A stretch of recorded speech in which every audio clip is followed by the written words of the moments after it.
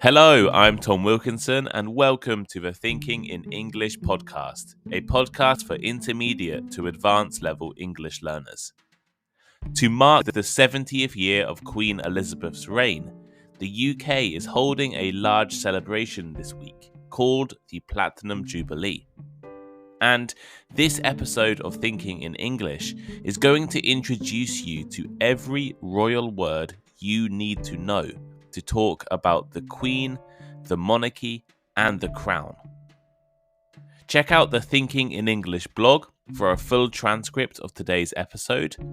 Head over to my Instagram page, have a look at some of the great content on Thinking in English podcast over there, and leave a like, follow, rating, or review wherever you listen to Thinking in English.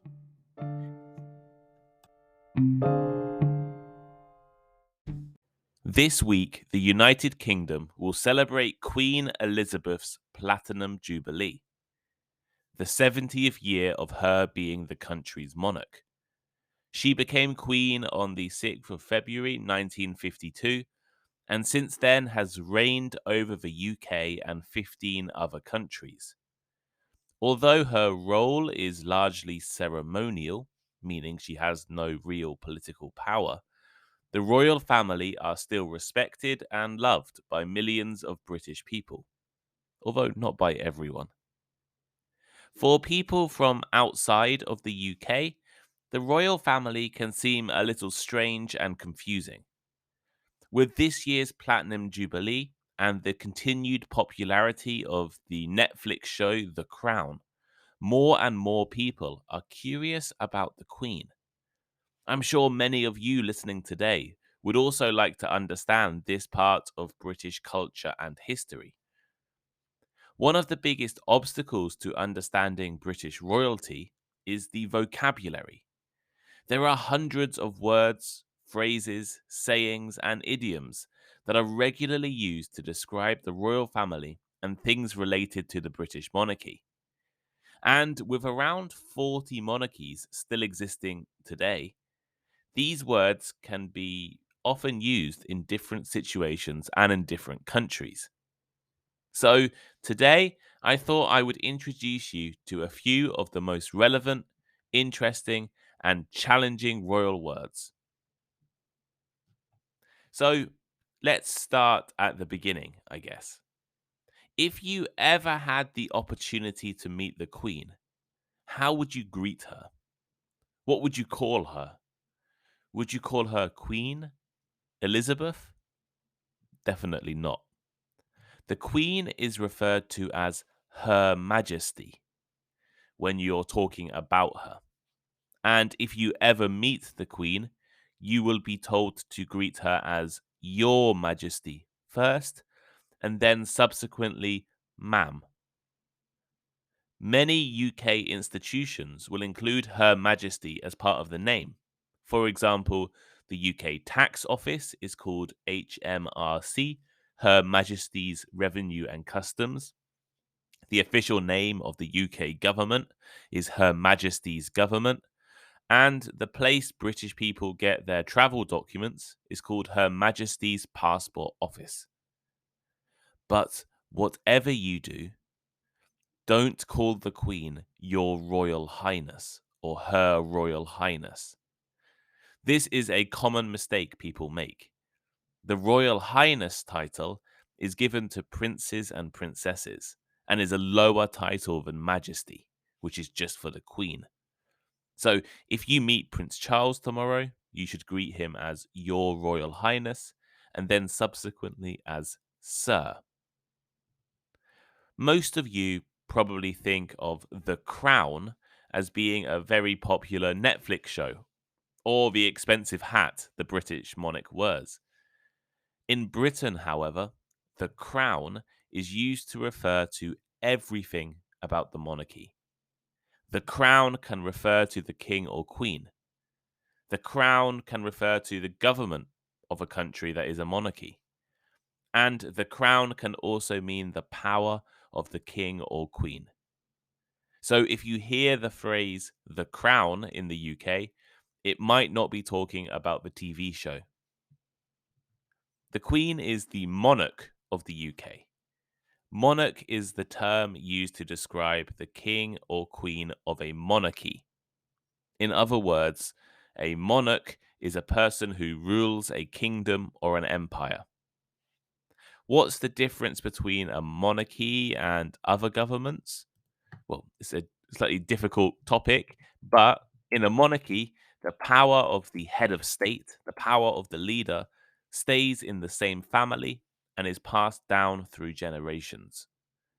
Once a person becomes a monarch, they stay monarch until they die or give up power.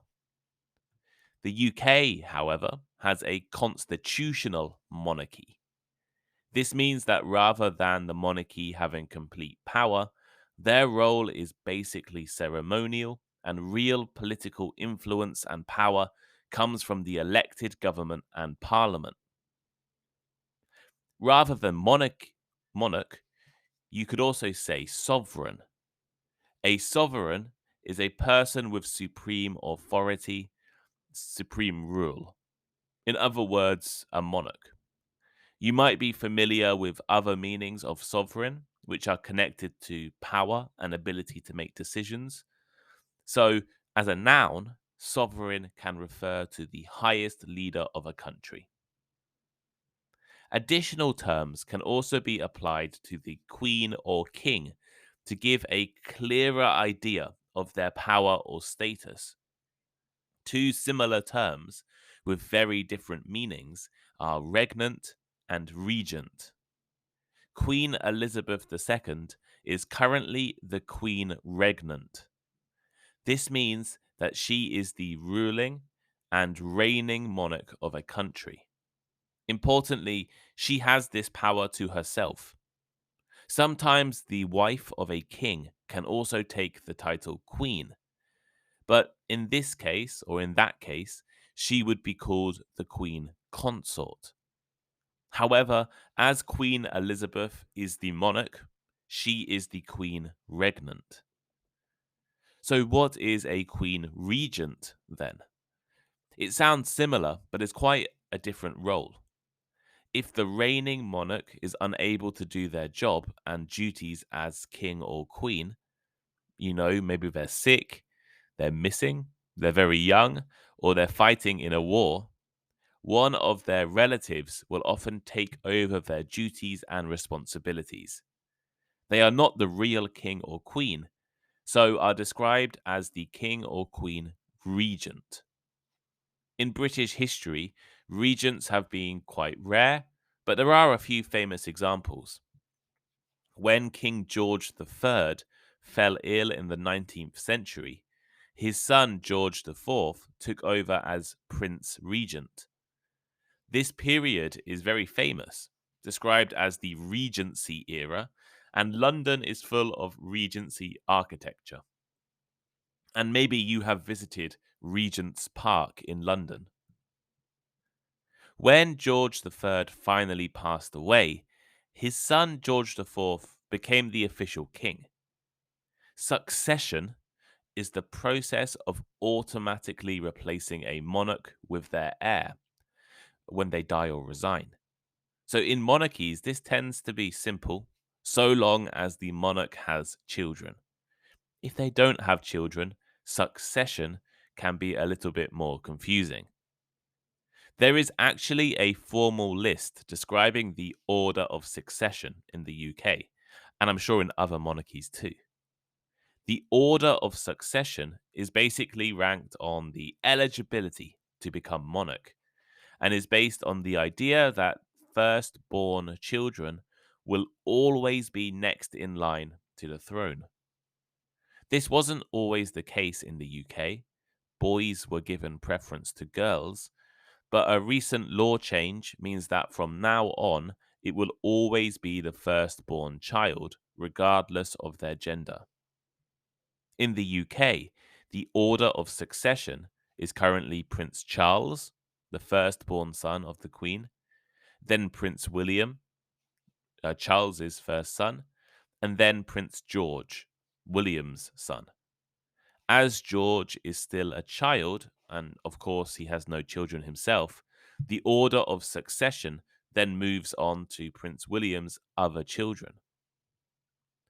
While succession is the automatic replacement of monarchs, accession refers to the legal process of a new king or queen taking the throne. You succeed a person, so the previous king or queen, and you accede to the throne. Queen Elizabeth acceded to the throne 70 years ago. You might have noticed that the title of monarch is always passed down through families. There is a word for this: hereditary. The British monarch is hereditary. It is based on inheritance through the same family and not elected, chosen, or appointed. And because it is hereditary, it means that it is impossible for a normal citizen like me to become the monarch, the head of state. An interesting fact about Queen Elizabeth that you might not know, unless you watched The Crown on Netflix, I guess, is that her father was not supposed to be king. Her uncle, Edward VIII, became king in January 1936. However, after falling in love with a twice divorced American woman called Wallis Simpson, Edward VIII abdicated his throne. Edward's brother George, who was Elizabeth's father, then became king. To abdicate is the word used when a king or queen quits. There have been quite a few abdications in British history. James II abdicated in 1689, although that wasn't really his choice. And Richard II abdicated in 1399 when his cousin Henry took over. In other monarchies, abdications are much more common. In Spain, Cambodia, the Netherlands, and Japan, monarchs regularly abdicate due to old age. The Japanese emperor abdicated 3 or 4 years ago, I think. When Edward VIII wanted to marry the American woman, Wallis Simpson, it was a problem because she had already been married twice. However, royals can marry commoners. A commoner is, in the world of royalty, is basically someone without a title. The royal family and other noble families would be given titles by the queen, like prince, duke, earl, baron, or viscount. If you don't have one of these titles, you are considered a commoner. Prince William's wife, the Duchess of Cambridge, was a commoner when she married into the royal family, and so was Prince Charles's current wife, Camilla. The final two words I'll introduce today refer to whether a person supports or is against the monarchy. A monarchist is someone who supports the system of having a king or queen. Sometimes in the UK, these people are called royalists as well. Older people in the UK tend to be the most monarchist group, while younger people tend to support an elected head of state. If you want to get rid of the monarchy and replace it with a president or nothing at all, we describe you as a Republican. Now, it's important to not get confused with the American political party. In the UK, being a Republican means you want the UK to be a republic, a country without a monarchy. At the moment, support for the monarchy is relatively high in the UK, especially because the Queen is a very popular person and this year is her platinum jubilee. However, in the future, Charles will accede to the throne, and it is likely the royal family will lose some of its popularity around that time.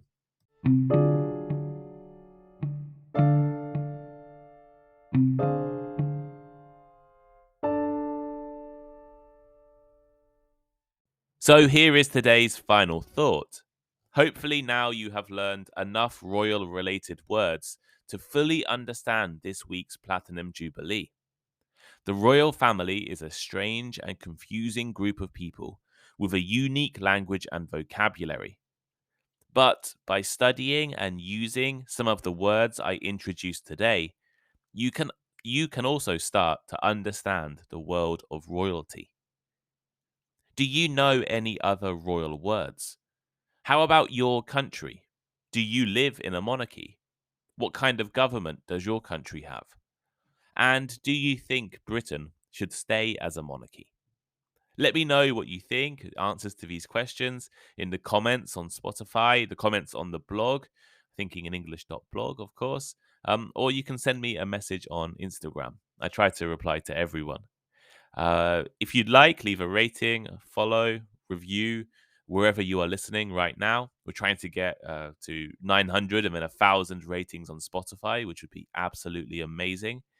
Um, Go over to my Instagram page and leave a like and follow over there, Thinking in English podcast. If you'd like to donate and support Thinking in English, support me, or maybe just even buy me a beer. You can donate on the blog or in the description of the podcast. There's a link. And I think that's everything.